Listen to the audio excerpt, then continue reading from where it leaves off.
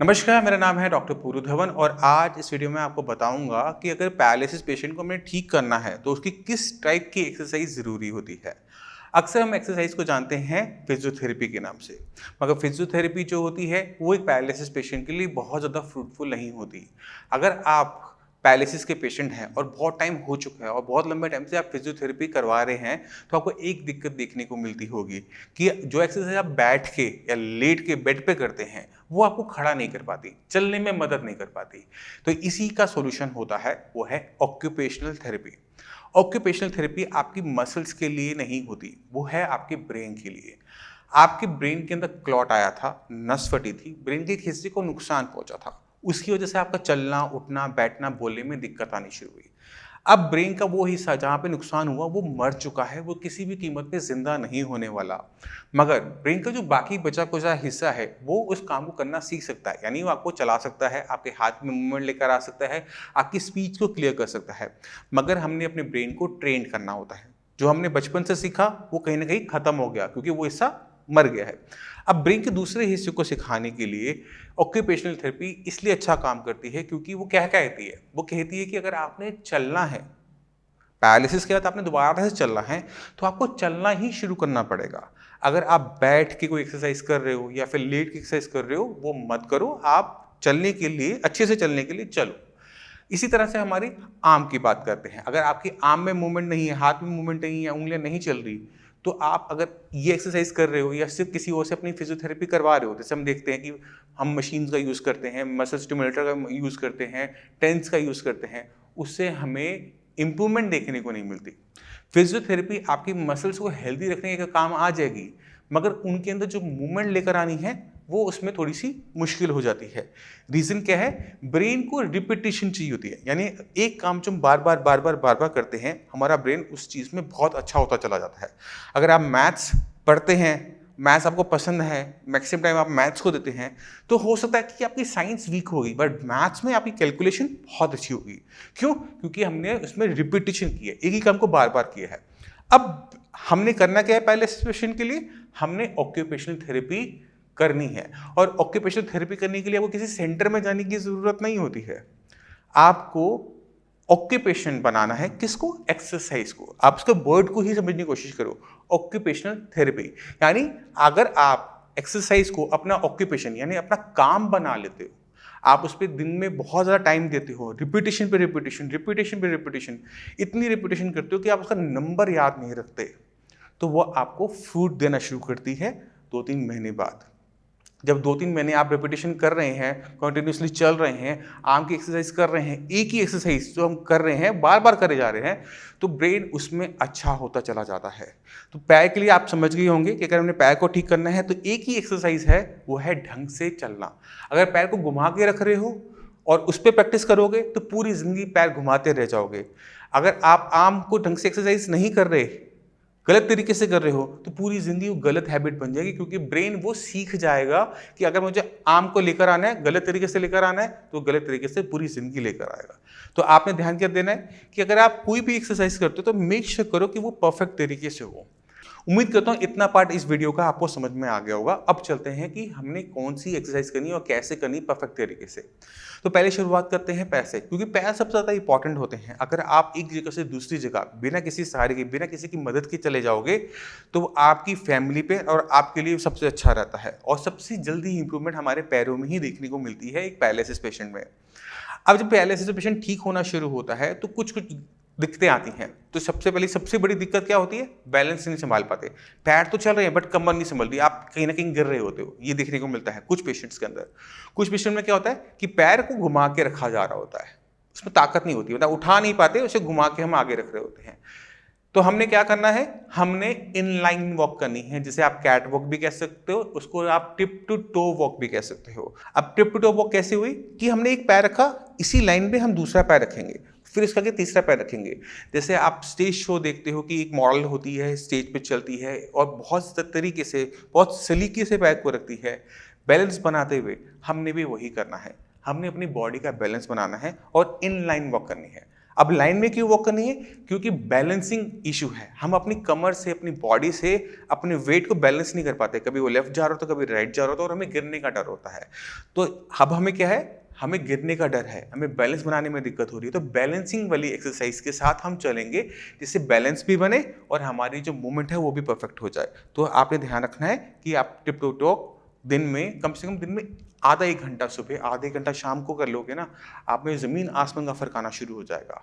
तो ये आपको अपने लेग की एक्सरसाइज के लिए हमेशा याद रखना है।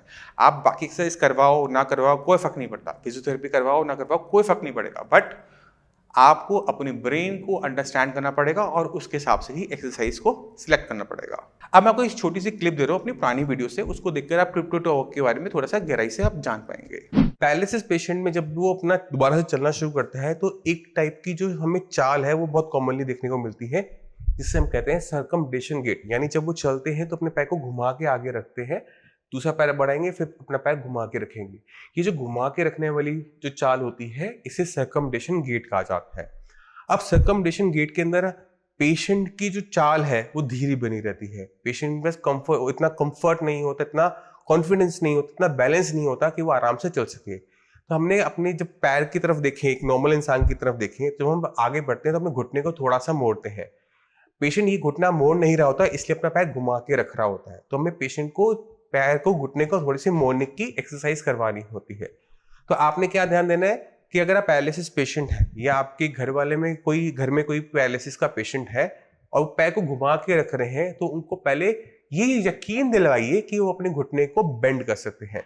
तो आप उनको वॉल के साथ खड़ा कर दीजिए, जैसे मैं अभी खड़ा हूं, और बोलिए कि अपने जो पैरालिसिस वाले पार्ट की जो लेग है, जहां पे जिस साइड पैरालिसिस है, उसकी लेग को उठा के लाने की कोशिश कीजिए। तो इस तरह की ये जो एक्सरसाइज होती है ये आपने करवानी होती है पेशेंट को।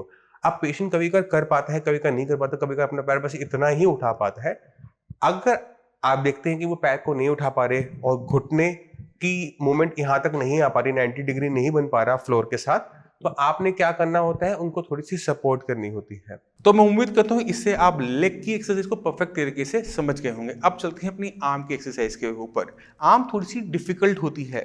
क्यों डिफिकल्ट होती है? क्योंकि इसमें बहुत सारे कंपोनेंट होते हैं, हम हर मूवमेंट को अलग अलग तरीके से कर पाते हैं। अब हमारी फिंगर्स हैं, ये खुलेंगी भी और बंद भी होंगी, ये मूवमेंट है। रिस्ट की ये मूवमेंट है, एल्बो की ये मूवमेंट है और शोल्डर की ये मूवमेंट है। तो ऐसी कौन सी एक्सरसाइज है जिसमें मेरी सारी मूवमेंट एक साथ हो जाए? क्योंकि मैंने आपको कहा ना, एक एक्सरसाइज जिसकी खूब सारी रिपीटिशन हो तो हम उसमें परफेक्ट हो जाएंगे। तो हमने बहुत सालों से इतने पेशेंट्स को देखा, समझा, तो उनके लिए हमने एक एक्सरसाइज, सिंपल सी एक्सरसाइज निकाली, जिसको अगर रिपीटिशन में किया जाए तो आपकी पूरी आर्म में एक साथ सब जगह पे इंप्रूवमेंट देखने को मिलती है। अब सोच के देखो आप क्या हो सकती है। वो मूवमेंट है ये वाली, ये शोल्डर व्हील मूवमेंट होती है। अब शोल्डर व्हील हम कैसे यूज करते हैं, मैं आपको चाहता हूँ कि आप पहले से एक क्लिप को देखें। ये इकलौती एक ऐसी एक्सरसाइज है जिससे आपकी पूरे आर्म की एक्सरसाइज एक ही टाइम पर हो जाती है। एक बार करके देखते हैं इसको। अगर मैं इस हैंडल को पकड़ता हूं और इसे रोटेट करने की कोशिश करता हूं, तो अगर आप देखें तो मेरा एल्बो मूव हुई है ना, मेरी कोनी मुड़ी, मेरा शोल्डर में मूवमेंट हुई और मेरी रिस्ट में भी मूवमेंट होती है। ये मूवमेंट अक्सर पैरालिसिस पेशेंट की रिस्ट्रिक्टेड होती है। तो जब आप लेके जाएंगे, देख रहे हैं रिस्ट मेरी मुड़ गई है ना। तो इससे हमारी सारी के सारी जॉइंट की, ऑलमोस्ट सारे जॉइंट्स की एक्सरसाइज एक साथ होती है। तो आपने कोशिश करनी होती है इसे पूरा रोटेट करने की, क्योंकि इस तरह से आप इसे पूरा रोटेट कर पाए। मगर अक्सर पैरालिसिस पेशेंट ऐसा नहीं कर पाते, उसे पेंडुलम के लिए झुलाते रहते हैं, ऐसे ऐसे ऐसे। उनको मोटिवेशन नहीं मिल पाती कि उनको ये पूरा राउंड करना है। तो उसका एक छोटा सा तरीका क्या होता है कि आप इसे घड़ी में कन्वर्ट कर लो। 3, 6, 9, 12। फिर बचपन में बनाते थे ना घड़ियां हम, इसी तरह से हमने इसको पूरी वॉच में कन्वर्ट कर लिया। अब आपके पास लेवल्स हैं। अगर आप अपना ध्यान से देखेंगे तो आप देख रहे हैं अभी आप 9 तक जा रहे हैं, आपको पता लगे आप 9 तक जा रहे हो, तो अगले दिन कोशिश करो कि इसे 10 तक लेके जाओ। क्योंकि ये जो छोटी छोटी इंप्रूवमेंट आपके अंदर आएगी, अपने आप को पुश करने की, अपने आप को मोटिवेट करने की, सिर्फ नंबरों के खेल से, वो आपको तेजी से रिकवर करवाने में हेल्पफुल रहेगी। तो अपना एक टारगेट सेट करो कि आज मैं 9 तक गया हूँ, कल सुबह उठ के जब मैं एक्सरसाइज करूंगा या आज शाम को जब मैं एक्सरसाइज करूंगा तो मैं 10 तक लेके ही जाऊंगा। जब तक 10 तक लेके नहीं जाऊंगा तब तक मैं एक्सरसाइज को छोड़ूंगा नहीं। तो ये जो नंबर्स हैं इनको आप हल्के में मत लीजिएगा। ये जो नंबर्स होते हैं ये बहुत मोटिवेट करते हैं एक पैरालिसिस पेशेंट को अपने हर दिन को दूसरे दिन से, पिछले दिन से बेटर बनाने में, और यही पेशेंट के अंदर इंप्रूवमेंट लेकर आता है। अब जब आपको इसमें दिक्कत हो तो इस शोल्डर व्हील के अंदर कई टाइप की एडजस्टमेंट होती है। नॉर्मली लोग इसको फिजियोथेरेपिस्ट क्लिनिक पे करते हैं, मगर हम एडवाइस करते हैं कि इसको आप घर पे ही इंस्टॉल कर लो, क्योंकि ये बहुत ज़्यादा कॉस्टली नहीं होता है। ये 1000 रुपये का आराम से अमेजोन पे मिल जाता है। तो आपने लेना है, अपने किसी भी बिजली वाले को बुलाइएगा, उसको बोलिएगा घर पे इंस्टॉल कर दे, तो 100-200 रुपये में इसको इंस्टॉल कर जाएगा। उसके बाद दिन में 2 बार आपने अपने आप को एक चैलेंज देना है कि आज मैं कल से बेटर करूंगा, बीते हुए कल से बेटर करूंगा। आज आप 8 पर हो, कल मुझे 9 पर जाना है, परसों मुझे 10 तक जाना है। तो क्या हुआ, हमारी रेंज बढ़ती चलेगी और एक दिन ऐसा है कि आप इसे पूरा का पूरा रोटेट कर पाओगे। तो हमने अपने आप को पुश करने की जो हैबिट होती है वो चलाए रखनी होती है, बंद नहीं करनी होती।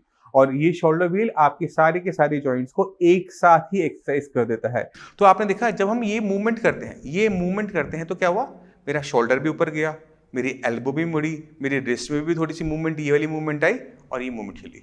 अब इसमें एक चीज़ रह जाती है, वो है मेरी फिंगर्स कहीं ना कहीं पीछे रह जाती हैं।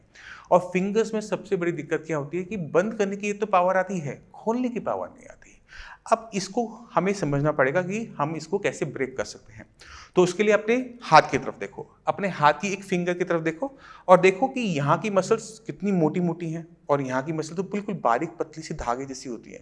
तो अब मसल्स मोटी होने की वजह से, ज़्यादा मसल्स होने की वजह से हमारी ग्रिपिंग पावर बहुत अच्छी तरीके से आ जाती है, क्योंकि ब्रेन की कनेक्टिविटी यहाँ पे अच्छी है और पूरी ज़िंदगी हमने हाथ बंद किया, मुट्ठी बंद की है। मगर जब हमें पैरालिसिस हुआ, ब्रेन के अंदर नुकसान हुआ, तो इसको खोलने के लिए जो मसल्स हैं, एक तो वो पतली और इसमें जो कनेक्टिविटी है हमारी ब्रेन की वो भी कम, क्योंकि उसने काम ज़्यादा नहीं किया, उसने उसकी प्रैक्टिस ढंग से नहीं की। अब हम क्या करें, तो हमने क्या करना होता है कि आपने अपने हाथ में सामान पकड़ना होता है, कुछ भी पकड़ लो, पेपर वेट हो गया, पुराना मोबाइल हो गया, कुछ भी जिसका वेट बहुत ज़्यादा ना हो, और अपने ब्रेन से कोशिश करो कि फिंगर्स को खोलने की कोशिश करो। तो वो थोड़ी थोड़ी हिलेंगी, थोड़ा थोड़ा हिलने के बाद वो धीरे धीरे वो जो मूवमेंट है ना वो बढ़ती चली जाएगी। तो देखेंगे कि हम सामान को छोड़ना शुरू कर रहे हैं। जब ये हल्की सी ये मूवमेंट आनी शुरू हो जाती है ना, ये मूवमेंट, हल्की सी ये मूवमेंट भी पहुंच गए, तो आपका पूरा हाथ चलना शुरू हो जाएगा, क्योंकि आपने किसी चीज़ को पकड़ना है, पकड़ लिया, अब उसे छोड़ भी सकते हो अपनी मर्जी से।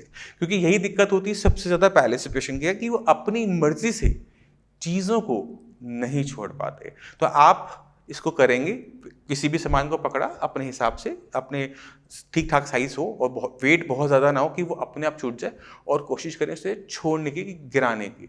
जब आपके पास ये मूवमेंट आ जाएगी कि आप किसी सामान को छोड़ सकते हो, गिरा सकते हो, उंगलियां खोल सकते हो, यही तो मूवमेंट हमें चाहिए थी। तो ये 2 एक्सरसाइज आपने अपने आर्म के लिए करनी है। लेग के लिए मैं आपको बता चुका हूँ। इसको अगर आप रिपीटिशन में बार बार करोगे तो आपका ब्रेन इस एक्सरसाइज में परफेक्ट हो जाएगा। मगर ब्रेन में एक दिक्कत होती है कि ब्रेन एक टाइम के बाद, एक एज के बाद ना वो डेवलप होना बंद हो जाता है। उसको आपने चालू करनी है, और उसके लिए मैं हमेशा कहता हूँ कि न्यूरोप्लास्टिसिटी पे काम करो, अपने ब्रेन को समझने की कोशिश करो, अपने दिमाग को समझने की कोशिश करो कि वो कैसे ठीक होगा, कैसे वो मूवमेंट लेकर आएगा। तो मैं चाहता हूँ कि न्यूरोप्लास्टिसिटी पे जो पूरी वीडियो है उसको आप आराम से इस वीडियो के बाद देखें, जिससे आप समझ में आ जाएगा कि हमने अपनी बॉडी पे कैसे काम करना है और क्यों काम करना है। क्योंकि इस क्यों का आंसर आप समझ जाओगे, आपके लिए रास्ते बहुत तेजी से, बहुत अच्छी तरीके से खुल जाएंगे। तो एक पैरालिसिस पेशेंट को क्या चाहिए होता है ठीक होने के लिए? सही मेडिसिन, सही थेरेपी एंड सही डाइट। इन तीनों चीज़ों का कॉम्बिनेशन कर लो, आपको पहले महीने के अंदर ही अपनी बॉडी के अंदर ज़बरदस्त चेंजेस देखने को मिल जाएंगे। मैं उम्मीद करता हूँ इस वीडियो से आप काफ़ी कुछ समझ गए कि एक पेशेंट को, पैरालिसिस पेशेंट को क्यों ऑक्यूपेशनल थेरेपी ज़रूरी है, ऑक्यूपेशनल थेरेपी और फिजियोथेरेपी के बीच के डिफरेंस को आप समझ गए होंगे, और हमारे लिए क्या बेनिफिशियल है ये समझ गए होंगे। अब इसी के साथ आप सभी से मैं चलने की आगे चाहूँगा। मिलते हैं अगली वीडियो में, तब तक के लिए नमस्कार।